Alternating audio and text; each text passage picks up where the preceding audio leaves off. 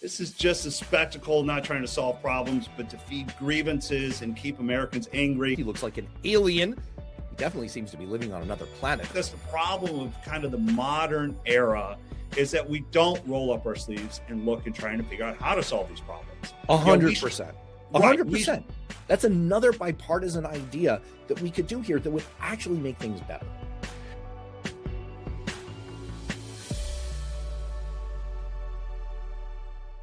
Welcome to Political Rehab, smart politics without the hangover. I'm Matt. And I'm Matt. Today, the strange Supreme Court catch-22, fake news about fake news, a Democratic Tea Party, another Republican speaker meltdown, and an ugly political moment for everybody. Plus, a new feature, Up or Down, that will leave you wondering whether Vecna or 11 is winning, and our weekly That's Bullshit segment on a healthcare swindle. But let's start, as always, with our Trump dump. Time for the Trump dump. That's right. It's time for the Trump dump, our weekly segment where we get it all out of our system up front so we can go on and have a great show. Whether you're Republican, Democrat, Independent, it doesn't matter. There is something Trump has done this week that's pissed you off. Last week, I saw a headline that said Americans are tired of the Biden blame game. Then I saw another story claiming Trump staffers were trying to get him to stop blaming Joe Biden. And for a moment, I thought, who knows? Maybe Trump actually stumbled across one of my McClatchy columns where I regularly write that it's time for Republicans to stop blaming Joe Biden and stop using him as an excuse. But apparently those reports were fake news. Because when Trump went to Pennsylvania this week, his rally was wall-to-wall Biden. He played all the greatest hits, Sleepy Joe, Crooked Joe, you name it. And I understand the instinct. Trump needs a villain, an adversary to punch, a foil to keep the narrative moving. Reality show politics require tensions, heroes, villains, and cliffhangers. But here's the problem. That routine doesn't work when you've been in office for nearly a year. At some point, you have to own the mess. You can't blame the last guy forever. And those constant Biden comparisons, they're political theater. Lipstick on a pig, a shiny distraction, sleight of hand, nothing more. And here's what really gets me and what really pisses me off. Republicans like me see Biden as a failed president whose own party kicked him off the ballot in a last-ditch effort to hold on to power. For us, doing better than Biden isn't an accomplishment. It should be the bare minimum. America deserves more, and Republicans should be the ones offering it, leading with principle, with discipline, and a clear and compelling vision for the future, not falling back on the same tired line, not hiding behind comparisons, and not using Biden did it as a political hall pass. For one thing, I hope that Donald Trump continues to blame Sleepy Joe for his problems promptly before falling asleep in meetings. And of course, I disagree with you, especially given the volume of bipartisan legislation that Joe Biden was able to pass. He sort of self-deported from the ticket because there were issues. Take a memo there, Don. For my Trump dump, we have to talk about the grade that broke the internet. I wonder what grade you would give A+. your economy. A+. Yeah, A+++++. First of all, look at the man's face. This is actually kind of sad. He looks like an alien. He definitely seems to be living on another planet. According to political polling this week, half of all Americans find it difficult to pay for food. And a majority, 55%, blame the Trump administration for the high prices. Yeah, no shit. Blaming Trump makes a lot of sense because just a few short weeks ago, this intergalactic asshole went to federal court to try to weasel out of helping 42 million Americans afford food. Now, more than a quarter of Americans, 27%, said that they've skipped a medical checkup because of costs within the last 2 years. More than a third, 37%, said they couldn't afford to attend a professional sports event with family or friends. And almost half say they can't pay for a vacation that involves air travel. Yeah, A+ there, Don. It was against that backdrop that this week he went to Pennsylvania to kick off his affordability tour, but he spent half his time saying once again, as he has been wont to do in recent weeks, that affordability is a Democratic Party hoax. He calls it a Democrat hoax. And then he admitted, my handlers say I'm no longer allowed to say that because guess what, Don? Your team recognizes that no one buys it. No one believes you. And then he went on to say, hey, parents, maybe what you don't need is so many toys for your kids. Have them play with sticks. Have them run around after squirrels like you deserve. It's all a big middle finger to the American people. He's making clear that he doesn't believe any of this. He doesn't buy any of it. And he has the audacity to tell people their eyes are lying to them while he spends $20 billion bailing out Argentina and hundreds of millions on his ballroom and executive bathroom. He tells people who work hard and need food that they're being dramatic while he lugs his fat ass into meetings where his minions try to kiss it while he sleeps. Yeah, middle finger to us, right back at you, bud. I got to tell you, I once got an A++. I had to put the pluses on and change the. Did you use a Sharpie? I used a Sharpie, yeah. Now that we've gotten that out of our system, let's get to our rundown. Trump gets ugly. In one of several long ranting screeds about immigration, Donald Trump this week launched his most vitriolic attack yet on America's Somalian community, describing their homeland as filthy, dirty, disgusting, and wondering why the U.S. couldn't take migrants from Scandinavia instead. I have a little clip of that. We had a meeting, and I say, why is it we only take people from shithole countries, right? Why can't we have some people from Norway, Sweden, just a few? Let us have a few. From Denmark. Matt, I'd like to put it to you, is this a low point in presidential history or the lowest point? It is. Wow. When the presidency normalizes dehumanization like this, the national immune system just weakens. This is just a spectacle, not trying to solve problems, but to feed grievances and keep Americans angry. And what I understand is for those people in the audience cheering, that's unconscionable. And it comes in a week where Trump is using executive orders to take away Martin Luther King Day and Juneteenth as free holidays. It just seems to be he is on a constant attack. It's a circus built on top of dysfunction, wrapped in chaos, powered by outrage. And it quite frankly just needs to stop. It's his entire brand is to try to stick a needle in the eye of all Americans and to try and find the sore points that make us angry, not just at him, but at each other. This is incredibly ugly. And this comes at a time where we've talked on this show about the crack up of the MAGA coalition over Tucker Carlson platforming the racist, vile anti-Semite Nick Fuentes. After, by the way, it must be said, Nick Fuentes and Kanye were invited to dinner at Mar-a-Lago, and Trump said, oh, I don't know these people, but he didn't disavow their views. He didn't say, oh, I regret inviting them. And then, of course, the national parks thing, Juneteenth, MLK Day. What do these two things have in common, especially at a time where he's extending perks for entry to national parks on his birthday? Trying to pick at America's deep racial wounds is absolutely disgusting, and we sort of tolerate it. Yeah. And again, I go back to the fact that you have people in that audience that on a normal every day would sort of boo at this, but for whatever reason, right now they're cheering, they're moving on. It is unconscionable. Republicans should be ashamed of themselves. I want to talk a little bit about my congresswoman here in South Carolina. Now, last week, I mentioned an article where Republican women in Congress are increasingly frustrated with Mike Johnson's leadership, the dysfunction in the House, and the party culture where loyalty to Trump is mandatory, even when private doubts linger. Then there was my Congresswoman, Nancy Mace. She wrote an op-ed in New York Times this week. And before I go much into her, if you don't know who she is, she's been in the news lately. Most recently, she was involved in a profanity-laced confrontation with airport staff at TSA and Charleston International Airport. She also has a lot of staff who keep leaving. A funny story about a year ago, 2 years ago, when her chief of staff left or fired, or he fired her, who knows. He reportedly took the office popcorn machine with him. I mean, that's how weird this gets. Anyway, in her op-ed, Mace wrote that Pelosi was a better speaker than any Republican this century. It's not lost on me that Mace is also one of the people who voted to kick out Kevin McCarthy. So this is a problem of her own doing. But Matt, was Pelosi better, or is Mike Johnson just that bad? Pelosi was better. I will say that I worked in Congress during Nancy Pelosi's first turn as speaker. I think that the problem for you guys, for your team, is that you used to have leaders who were at the very least serious people. Paul Ryan is a serious person, a deeply intelligent person. John Boehner may not have the intellectual firepower of a Paul Ryan, but he is a very competent, able professional who, I promise you, I know this, I've witnessed it, behind closed doors could get together with Democratic Party leaders to iron things out, figure out what business they could get done together.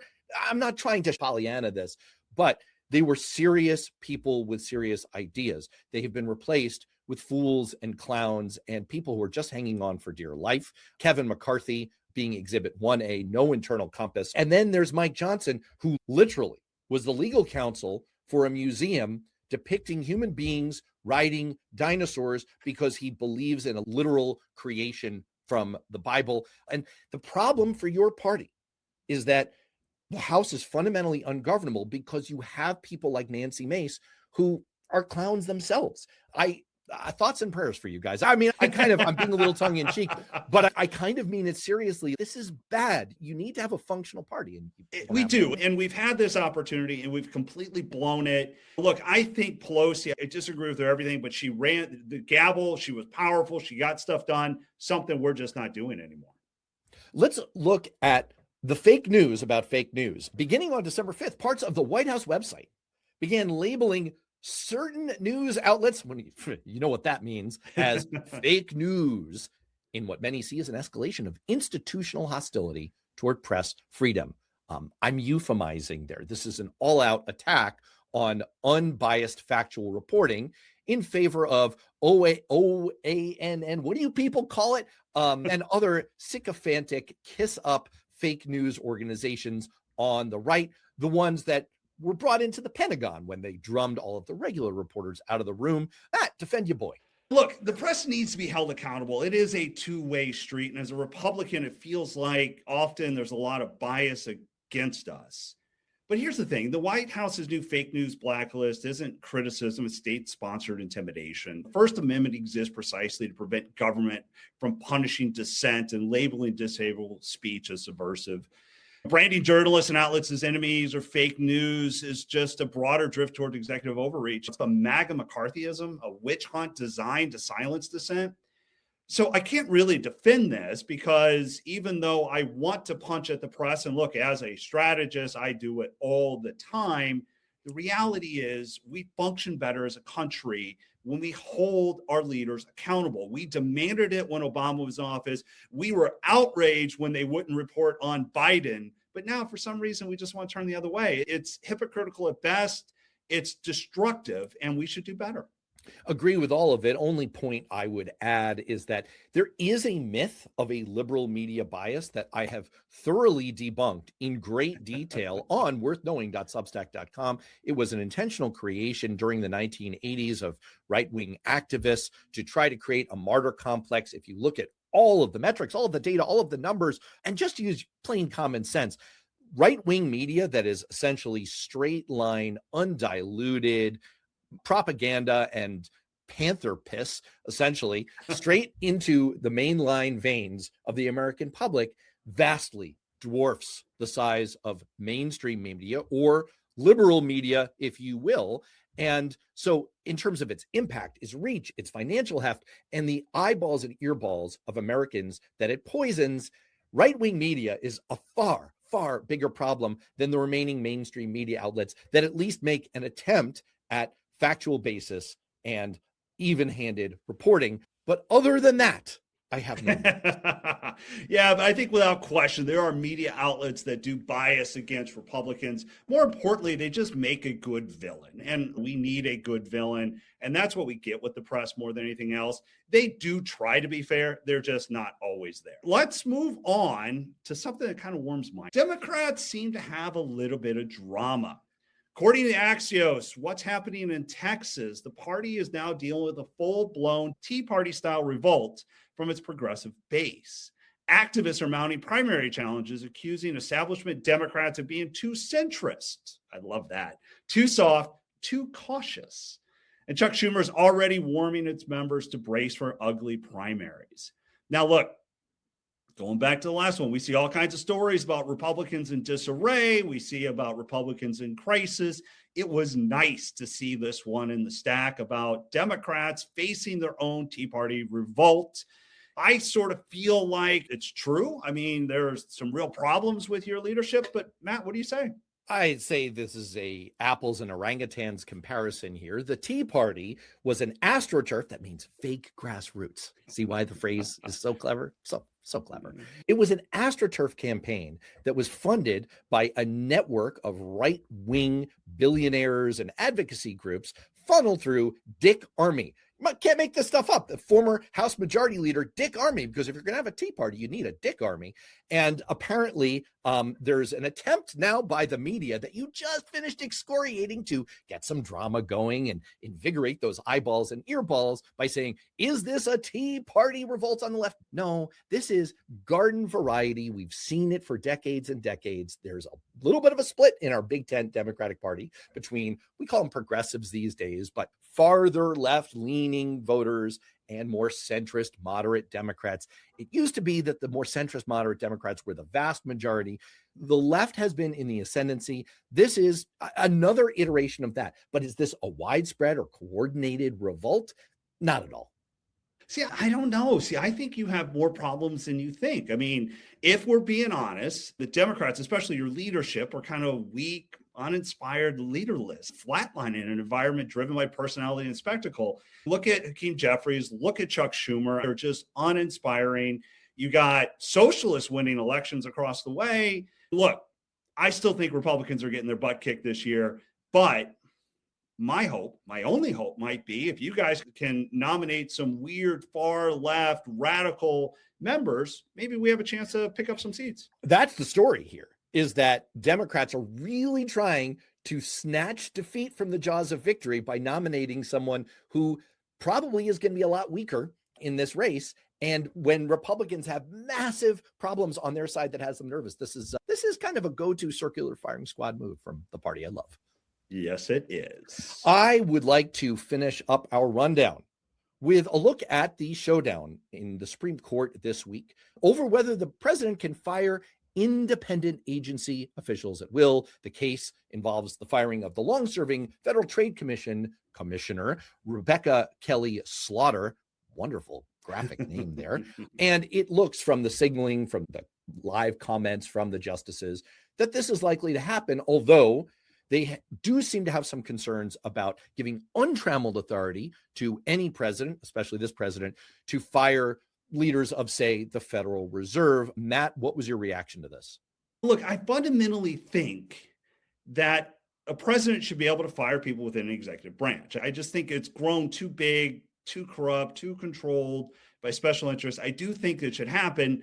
I think I, like probably you, are a little more concerned when that person is Donald Trump than maybe a traditional Republican. We need to have qualified people. And I think the problem we're seeing right now is the people, and you've talked about this extensively, is people that are put into this administration can't do the job at all, let alone in an effective way. And so when we give this power back to the president, which I think it should be, it makes us a little bit weaker right now. I'm going to go ahead and agree with you. I actually agree with 99.9% of everything you said. I'd have to find a feather and a candle to go looking for the little bits I don't agree with. I do think that as a matter of principle, it is fair to allow presidents to choose the people who are going to be implementing the policies, which should be the laws passed by Congress within the agencies. But there is a reason that there is a law on the books that insulates certain functions of the federal government from political pressure. Now, if you say to me, maybe the executive branch agencies are too large and too bureaucratic, and in many cases are captured by special interests, I'm not going to dispute that. I'm going to agree with that. I think where we also both agree, though, is that Donald Trump isn't fixing to fix that. He is not trying to make that any better. So what I'd be looking for here in a ruling is a compromise that certainly left inspectors general, who are responsible for oversight within these agencies, with their independence, with their insulation from political pressures, and certain critical functions like the Fed, independent. This idea that it's unitary executive, that is some cockamamie legal you-know-what.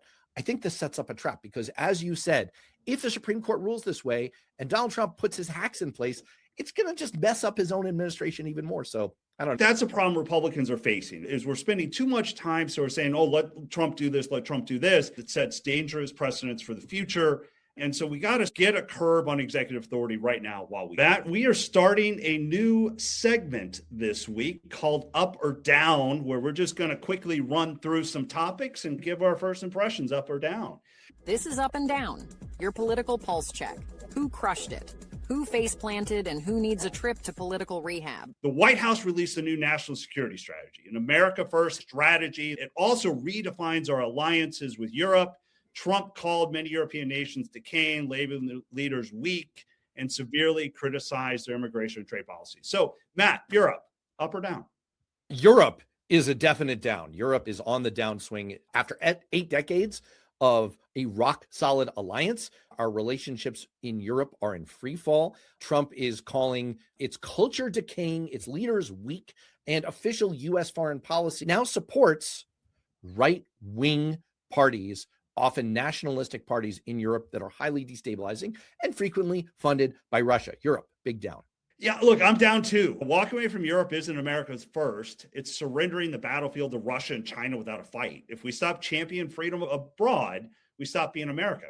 I'm down on this. Let's go to FIFA, the world's most corrupt organization. We're coming off of a week where in their big announcement of the World Cup draw, they made up a fake peace prize to give to Donald Trump. They're now being investigated for bias because of all their Trump kiss assery. And they are generally, if it were even possible, but clowning themselves even more. Matt, FIFA, up or down? I was going to be down, but now I'm up. I love the comedy of this. I love the satire of this. I love that it generates more stories. FIFA giving the Trump prize is the most FIFA thing ever. I'm a big down. There's a kind of cheese that they make in France. You wrap it in a wet burlap sack and you let it sit there for months until layers of mold start to infiltrate deeper and deeper. And after several months, you clear away all the mold. And inside is this slimy piece of wet, soft cheese that you're supposed to eat.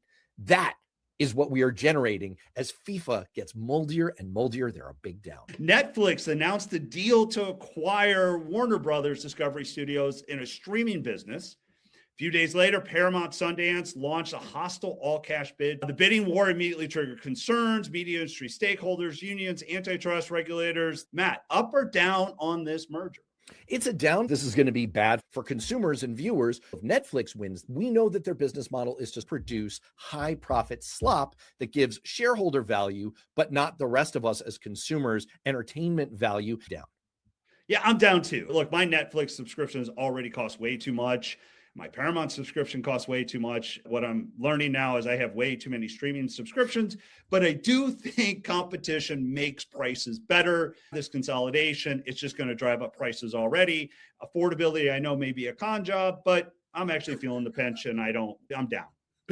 Let's go to AI. There's a resurgence in stock prices for AI-laden companies after a lot of concern on Wall Street in recent months about whether AI is just another giant tech stock bubble. Donald Trump moved to trump state regulation on AI by having one federal policy, which is extremely permissive. AI, up or down? I'm going to say down because the other story that came out is apparently Instacart is using my shopping habits to try and increase my prices. They're using AI to do this.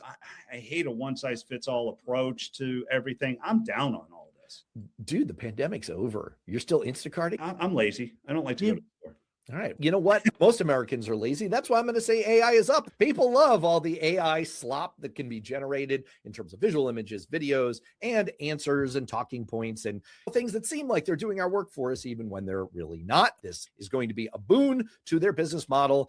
They are, as far as it goes, up. Kevin Hassett is long rumored to be the successor for Jerome Powell. Publicly advocated for rate cuts, arguing there's plenty of room to lower interest rates, a stance aligned with Trump's push for cheaper borrowing costs. I've seen one person say, if you like cheap money and booming markets, Hassett is your guy. Matt, Kevin Hassett as the next Fed chair, up or down? Oh, up, big up. What Donald Trump cares about is auditions on TV. That's all he cares about. And as you saw in the That's Bullshit segment in the very first episode of Political Rehab, Kevin Hassett has shown himself to be an able communicator of Donald Trump's economic bullshit. Now, he's mouthing all the right. He is saying exactly what Trump wants to hear. And I think he's a big up. I'm also up on it. I do call bullshit on whether or not he'd use his own judgment or political pressure. We all know he's not getting the job if he's not doing exactly what Trump wants to do. By all accounts, he's a smart guy. We'll see what he does. I want to talk about your girl, the light in your sky, Kamala Harris. She's been on a book tour that's not gone great, but she insists she isn't trying to stoke a discussion about 2028, but she is leaving her options open. Matt, Kamala Harris, up or down? Oh, I'm up on this. Anytime Kamala Harris is in the news is good for Republicans. They remind us why Democrats lost so badly last year. I think we just got to roll her out. I want to see her on CNN everywhere more often, promote that book. What you're saying is that you're up because you believe that Kamala Harris is down. Look, I don't want to be unfair. I think she is an able person and politician with admirable values who was handed a steaming pile of political mess with 107 days out from the election and did her level best. Sometimes your best isn't good enough. And unfortunately, in politics, that's the way it goes. It's not fair. Life is not fair. The reality is you're seeing in this reaction to her book tour that the appetite for more Kamala Harris and Democrats' lives is not there. I think she's a down. Recent poll shows Newsom favorability in California has risen about 56%. He is raising all kinds of money. He seems to be the front runner for the Democrats coming up. Matt, up or down on Gavin Newsom? I mean, this one comes as close to a no-brainer, which is also the result of Donald Trump's MRI, as we're going to get in this up-down segment. Over the course of 2025, he has increased his name ID in the Democratic Party. He's increased the number of Democrats who say they support him. He's increased his profile on social media. There's no way to conclude that he's not in a big up coming off of his 2025. I 100% agree. He is up. He's had a great week. I don't think he's going to be the Democrat nominee. I think his shtick will go weary. Voters will look elsewhere, but it's hard to deny what he has done has given some life to Democrats, some hope as somebody who's figured a way to punch against Trump and still be able to keep doing it and do it with humor. He's up. Let's talk about the White House ballroom. I'm just going to put it to you, Matt. The ballroom, up or down? I'm going to go up with the ballroom because this ballroom is the most Trump thing that has ever been a Trump thing. It's like every other project makes this big, flashy, maximalist project. We're going to do this enormous scale, redesigns, ballooning, firing people. It's the reality TV show. It is the conclusion to The Apprentice that I didn't know I wanted. I'm up on this right now because, again, it just keeps giving more humor. You inspired me, Matt, because your earlier answer on Kamala Harris gives me the exact same feelings. This is so terrible for Donald Trump, the juxtaposition of his opulence and his lack of fundamental human caring for Americans who can't afford food while he's increasing the size of this ballroom. This is a Hindenburg-level disaster. And since it's happened to Donald Trump, it's up and I'm up on it. This week, U.S. forces seized Venezuelan-flagged oil tanker in international waters. A major escalation U.S. pressure campaign against Maduro. One person familiar with the seizure said the tanker appeared to be carrying oil to Cuba. When Trump was asked about what we're going to do with the oil, he remarked, I guess we'll keep it. I mean, Matt, are we pirates now? What are you, up and down on this one? Wow. Down, obviously, on the entire campaign against Venezuela. When you've got John Yoo, the conservative legal academic who helped write these torture memos for President George W. Bush, justifying waterboarding, saying he does not believe these Venezuelan strikes are legal, you know that the whole thing is a mess. So I'm down on Venezuela. But as far as this tanker goes, I don't know. Maybe I'm kind of up.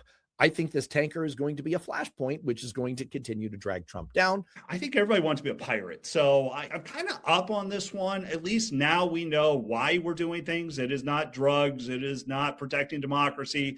It's oil. I don't think we should be trying to go to war with another country. I don't think invading another country, but I do say if we're going to have sanctions, we need to act on it. So I'm going to say I'm up on this one. That draws our up and down to a close. And if you feel like you are in the upside down, that's why we do this entire show, Political Rehab. Speaking of which, let's talk about one of the most detoxifying aspects of our show, our very favorite. That's bullshit. Bullshit. Bullshit. Bullshit. bullshit. Bullshit. A bullshit? If you were paying attention to the government shutdown a couple of months ago, there was one critical issue in America driving it. Subsidies that help people buy Affordable Care Act health insurance. Tens of millions of people are going to experience dramatically increased premiums, copays, and deductibles. Republicans who have mostly railed against the Affordable Care Act for 15 years know privately that this is a huge problem, particularly for them. 93% of those 24 million people are getting federal help paying their health care premiums. More than 3/4 of the people who have ACA plans actually live in states that President Trump won. This week, Republican senators offered what they said was an alternative to those subsidies. Everybody up to age 49 gets $1,000 into their health savings account. Those over 49 get $1,500. You can use it for your doctor visit, your x-rays, to see your dentist, your glasses, your prescriptions. This is real medical care. Unfortunately, what it actually is real bullshit. There are three fundamental problems here. I'm going to very quickly break down why this is a ripoff, a death spiral swindle, and a weird piece of deep bullshit hypnosis that Republicans have put themselves under. Problem one is that the Republican plan is simply a swindle. Instead of our government helping less wealthy Americans afford insurance, they're trying to tempt people by waving some cash in their face. But here's the reality. The Republican plan would force people into high deductible plans, as high as $10,000 for individuals and $21,000 for households. And the cash that they're giving you can't be used to pay for premiums. Health savings accounts are great if you're running to CVS for a prescription or you want to pay out of pocket for a really low-cost service like a basic checkup with your doctor. But it's not a replacement for health insurance because the average cost of a 3-day hospital stay is around $30,000. A commonly prescribed cancer treatment costs $12,000 a month. Fixing a broken leg costs up to $7,500. Medical costs for the average diabetic are over $1,000 a month. An MRI costs $1,300. A chest CT runs over $700. Getting $1,500 and getting forced into a $10,000 or $20,000 high deductible plan, or trying to cover the thousands or tens of thousands of dollars of medical expenses you might rack up out of pocket, would be a catastrophe for all but wealthy families. Problem number two is, even if you think, well, this won't apply to me, I don't qualify for ACA subsidies, what Republicans are doing here sets up the potential for a death spiral. Why? Because of how insurance pooling works. If insurers group people exposed to similar risks, they can broadly predict the number and size of losses in that group. As only some of the policyholders will suffer a loss in a year, insurers collect the amount of premium from the many that is needed to build up the fund, or pool to pay the claims of the few. The whole idea of the Affordable Care Act was to mandate that everyone have insurance so that we'd all be in the pool together. But what the Republican plan would do is to force healthier people into high deductible or catastrophic plans, or off health insurance coverage entirely, leaving relatively sicker people concentrated in the more comprehensive plans that they need. That means the remaining risk pool at the gold or silver level would have higher average costs, forcing insurers to raise premiums. What's a death spiral? When premiums go up, you tend to lose the healthiest part of your market. People that you're left with are sicker than average, and it means premiums have to go up to account for that. And who does it push out? It pushes out the people that are the most healthy. So you get this sort of unwinding of the market from premium increases and diminished enrollment. What Republicans have set up here has the serious potential to make prices explode for everyone. But what's really bullshit is issue number 3, the way Republicans have hypnotized themselves into a weird zombie hatred of the Affordable Care Act, because it's actually all their idea in the first place. The whole idea for the setup of the ACA came from the Heritage Foundation back in 1989 in a lecture by Stuart Butler, then a health economist there. It's what Mitt Romney used when he put in his Massachusetts plan in the mid-2000s, which became the basis for the ACA. But of course, as soon as Barack Obama adopted it... When Barack Obama became president in 2009, 45 million Americans were uninsured. By 2016, nearly 20 million previously uninsured people had acquired health care. They turned against it, especially when he leaned into embracing the label Obamacare. Despite trying to repeal, defund, or gut the Affordable Care Act. By 2014, Republicans in the House of Representatives had already voted more than 50 times to repeal the measure. The one thing Republicans have never been able to do is explain the replacement part of their repeal and replace mantra. I am also calling on this Congress to repeal and replace Obamacare. Just this week, House Speaker Mike Johnson met with House Republicans to show them ideas for what they might try to offer, and the bottom line was they have no idea. One of their bullet points simply said, innovation. Great, if I break my arm, give me some of that innovation. Look, it's easy to go after insurance companies. I'm not trying to pretend that they're heroes. But if we're going to have health insurance be a business in America, if we're going to have healthcare be a business in America, then this is the best idea that conservatives and liberals have come up with to try to make the system work and to give people the healthcare that should be a basic right. What Republicans are offering is not our birthright, but a mess of pottage. And that is bullshit. Hey, great segment as always. Look, it is always easier to oppose something than to come up with your own plan. And look, Republicans made a serious mistake by failing to repeal Obamacare when they had a chance. Now, look, that's a great talking point, and that's the one I would advise every Republican candidate to use. But those are right. just That's what you say. That's what you say when you're in public or you're talking to your clients. But what about? I mean, that's just the two of us. Right. Now it's just two of us. Look, I'll tell you, that's just a great way to win a primary. It's a great way to raise a lot of money. But if I take my campaign hat off, right, throw my analyst hat back on, I would say we are stuck in a situation that needs to be fixed. We're staring down a problem of our own doing. My problem with Obamacare, and why I take a little bit of exception in a little bit of what you said here, is that it dramatically expanded federal government. Mm-hmm. But the problem that I think we have is we keep talking about Obamacare like it's 2009, like Marty and Doc are going to come down in a DeLorean and take us back. We refuse to deal with the situation at hand. Healthcare costs are too high right now. Many Americans depend on subsidies to make it workable. And we got to do something with what we have. And the truth is, there are conservative pieces of this plan that Heritage and other Republicans had offered prior to Obamacare coming into law. And right. I think the issue here is just that we got to fix this. Talking points and the repeal it, like I started this with, isn't real. It's imaginary to raise money. If we took a stare decisis approach to this is settled law, which honestly would be probably in the long run better for Republicans. And we just thought about, look, what can we agree on to make things better, not for the purpose of winning the next race, but for the purpose of actually dealing with the issue. There are ideas that have momentum, that have interest from both parties in Congress right now. There is Representative Brian Fitzpatrick, including bipartisan allies, have introduced a bill that would extend the tax credits in the ACA for the next 2 years, but would put in some income limits and fraud protections. If what Republicans are concerned about is we're giving away too much, and maybe we're not targeting it well enough to people who really need it, and maybe there is some fraud, maybe there is some waste.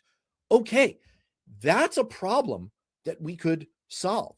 You could expand the use of health savings accounts. Our mutual friend, Alicia Prescott-Zenz, has said that what she doesn't like is the loss of individual consumer control.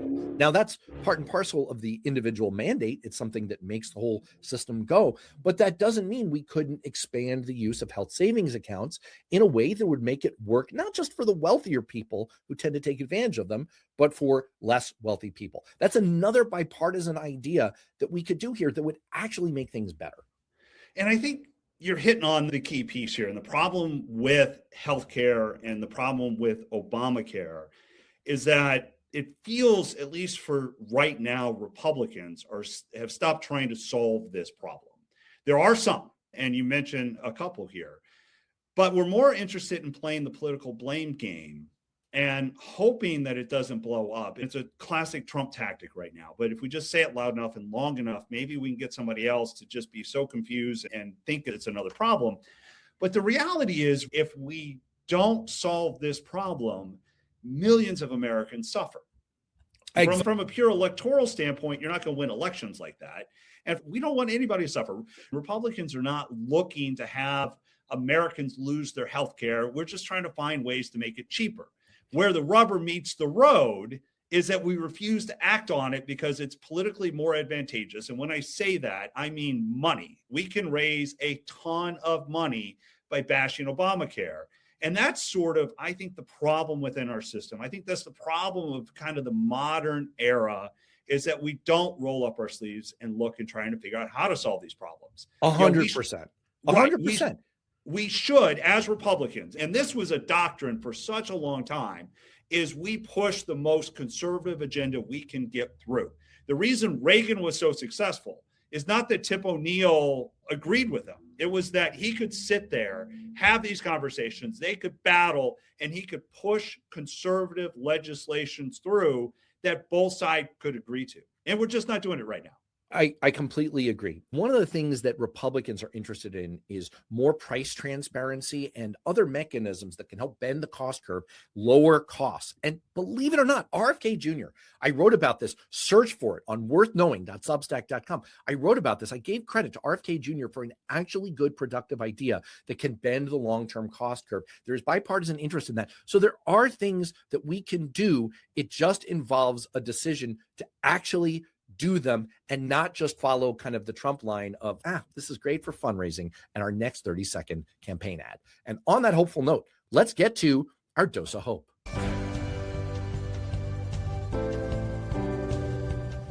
I struggled with this one this week because it was going to go a million different directions, but here's where I landed. We are 1 year out from the midterm elections, which means we officially enter the season where every comedian in America believes it's their civic duty to take a swing at politics.